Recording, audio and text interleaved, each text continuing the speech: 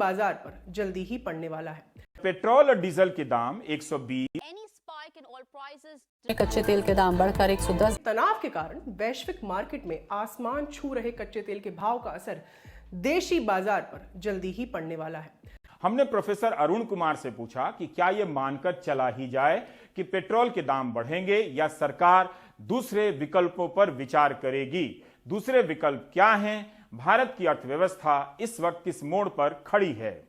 ऐसा है कि अभी जो इंटरनेशनल दाम बढ़े हैं तो उसके पीछे स्पेकुलेशन चल रहा है। जो तेल की कंपनियां हैं वो ज़्यादा प्रॉफिट कमा रही हैं, क्योंकि अभी जो रूस से सप्लाई है वो तो रुकी नहीं, उसको तो प्रतिबंधित नहीं किया गया है, क्योंकि यूरोप को चाहिए गैस और जो तेल जो आता है रूस से। तो ये स्पेकुलेशन चल रहा है कि आगे आने वाले समय में कमी होगी और इसलिए दाम काफ़ी तेज़ी से बढ़ा है।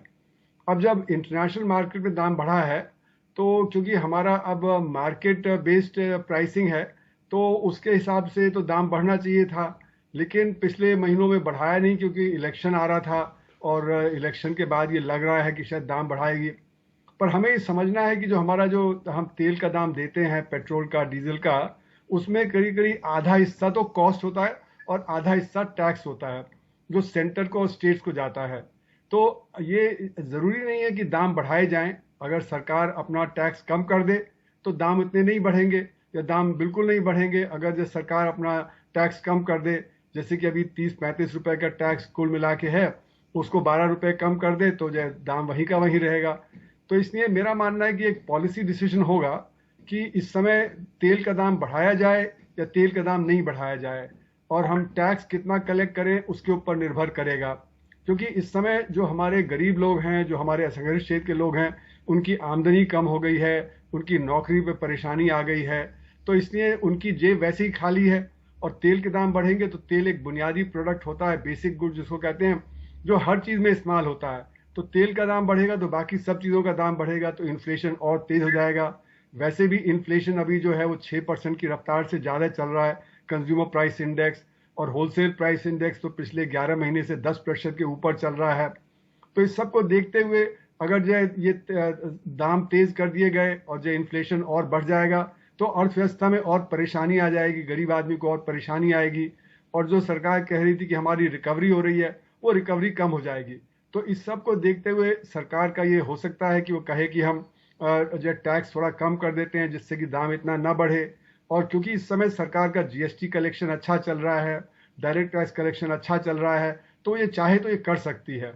तो ये सरकार को एक नीति निर्धारण करना पड़ेगा कि वो कितना दाम बढ़ाए। जैसे इंटरनेशनल दाम बढ़े हैं, करीब 30% बढ़ गए हैं, क्या उतना बढ़ाए या उससे कम बढ़ाए, तो ये सरकार को जो है अभी पॉलिसी में डिसाइड करना पड़ेगा। यूक्रेन के राष्ट्रपति ने अमेरिका से अपील की है कि वह रूस से तेल का आयात ना करें।